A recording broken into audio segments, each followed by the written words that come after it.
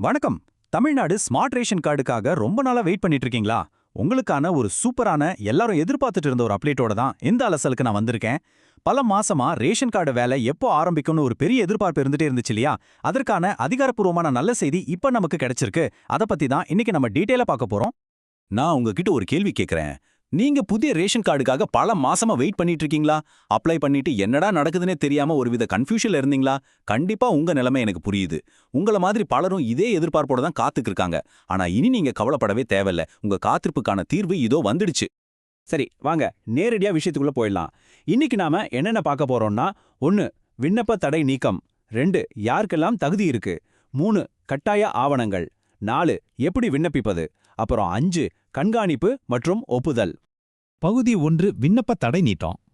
உங்களுக்கு தெரிஞ்சிருக்கும், இதுக்கு முன்னாடி எலெக்ஷன் வந்ததால தேர்தல் நடத்தை விதிகள் அமல்ல இருந்துச்சு.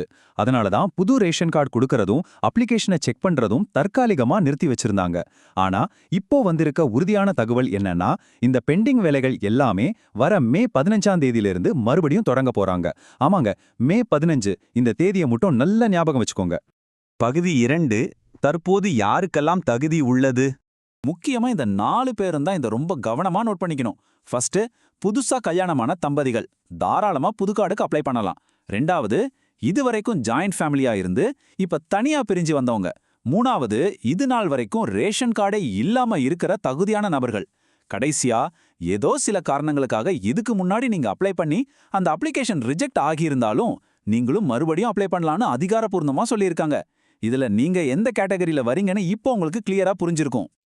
இதுல இந்த முந்தைய அப்ளிகேஷன் ரிஜெக்ட் ஆனவங்க கொஞ்சம் அப்செட்டா இருந்திருப்பீங்க. டாக்குமெண்ட்ல இருந்த சின்ன சின்ன மிஸ்டேக்னால உங்க அப்ளிகேஷன் ரிஜெக்ட் ஆகியிருந்தா டோன்ட் வரி. உங்களுக்கு இது ஒரு சூப்பரான செகண்ட் சான்ஸ். என்னென்ன தப்பு இருந்துச்சோ அதை கரெக்ட் பண்ணிட்டு மே 15க்கு அப்புறம் நீங்க தாராளமா ரீஅப்ளை பண்ணலாம். சோ நம்பிக்கையை மட்டும் விட்டுறாதீங்க. பகுதி 3 உங்களுக்கு தேவையான கட்டாய ஆவணங்கள். இத ஒரு செக்லிஸ்ட் மாதிரியே மைண்ட்ல ஃபிக்ஸ் பண்ணிக்கோங்க. ரொம்ப கிளியரான லிஸ்ட் இதுதான். முதல்ல ஐடென்டிட்டி. உங்க குடும்பத்துல இருக்கிற எல்லா உறுப்பினர்களோட ஆதார் கார்டு காப்பியும் கண்டிப்பா வேணும்.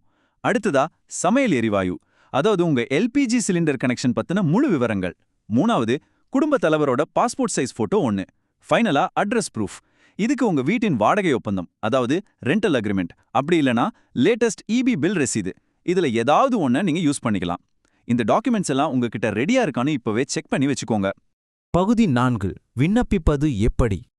அப்ளை பண்ற ப்ராசஸ இப்போ ரொம்பவே சிம்பிளா ஆக்கிட்டாங்க. ஃபர்ஸ்ட் ஸ்டெப், நம்ம முன்னாடி பார்த்த அந்த கட்டாய ஆவணங்கள் எல்லாத்தையும் ஒண்ணா எடுத்து வச்சுக்கிறது. செகண்ட் ஸ்டெப், தமிழ்நாடு பொது விநியோக திட்டத்தோட அதிகாரப்பூர்வ வெப்சைட்டான டிஎன்பிடிஎஸ் போர்ட்டல் வழியா நீங்க வீட்ல இருந்தபடியே ஆன்லைன்ல ரொம்ப ஈஸியா அப்ளை பண்ணிடலாம். ஒருவேளை ஆன்லைன் வசதி இல்லைன்னா கவலையே வேணாம், பக்கத்தில் இருக்கிற இ-சேவை மையத்துக்கு நேரா போயும் அப்ளை பண்ணலாம். அப்ளை பண்ணி முடிச்சதும் உங்களுக்குன்னு ஒரு ரெஃபரன்ஸ் நம்பர், அதாவது விண்ணப்ப குறிப்பு எண் கொடுப்பாங்க. அதை மட்டும் தொலைக்காம பத்திரமா குறிச்சு வச்சுக்கோங்க. அது ரொம்ப ரொம்ப முக்கியம். பகுதி 5 கண்காணிப்பு மற்றும் இறுதி ஒப்புதல். இப்போ இதுல ரொம்ப முக்கியமான விஷயம் என்னன்னா, அப்ளை பண்ணதுக்கு அப்புறம் என்ன நடக்கும் அப்படிங்கிறது தான். நீங்க அப்ளை பண்ணப்போ கிடைச்ச அந்த ரெஃபரன்ஸ் நம்பரை யூஸ் பண்ணி உங்க அப்ளிகேஷன் இப்போ எந்த ஸ்டேட்டஸ்ல இருக்குன்னு ஆன்லைன்லயே நீங்க அப்பப்போ ட்ராக் பண்ணிக்க முடியும். சரியான டாக்குமெண்ட்ஸ் கொடுத்து அப்ளை பண்ணவங்களுக்கு சம்பந்தப்பட்ட அதிகாரிகள் நேரடியா உங்க வீட்டுக்கே வந்து ஒரு இன்ஸ்பெக்ஷன் பண்ணுவாங்க. அந்த ஸ்பாட் இன்ஸ்பெக்ஷன் சக்சஸ்ஃபுல்லா முடிஞ்சிருச்சுன்னா ரொம்ப சீக்கிரமாவே உங்களுக்கான புது ஸ்மார்ட் ரேஷன் கார்டு உங்க கைக்கு வந்துரும். சிம்பிள். இதுதான் டோட்டல் ப்ராசஸ். நாம இந்த அலசலோட எண்டுக்கு வந்துட்டோம். எல்லாமே உங்களுக்கு ரொம்ப கிளியரா புரிஞ்சிருக்கும்னு நம்புறேன். இப்போ உங்க முன்னாடி இருக்கிற ஒரே கேள்வி, மே 15ஆம் தேதி விண்ணப்பங்கள் மறுபடியும் ஓபன் ஆகும்போது உடனே அப்ளை பண்றதுக்கு உங்க டாக்குமெண்ட்ஸ் எல்லாம் ரெடியா இருக்கா? இல்லனா இன்னைக்கே அந்த வேலைகளை ஆரம்பிங்க. சரியான ஆவணங்கள் கையில இருந்தா புது ஸ்மார்ட் கார்டு வாங்குறது ரொம்ப ரொம்ப ஈஸி. பாத்துக்கோங்க, இது உங்களுக்கான நேரம். கரெக்டா யூஸ் பண்ணிக்கோங்க. இந்த தகவல் உங்களுக்கு கண்டிப்பா யூஸ்ஃபுல்லா இருந்திருக்கும் நம்புறேன். மீண்டும் இதே மாதிரி ஒரு சுவாரஸ்யமான அலசல்ல சந்திப்போம். நன்றி.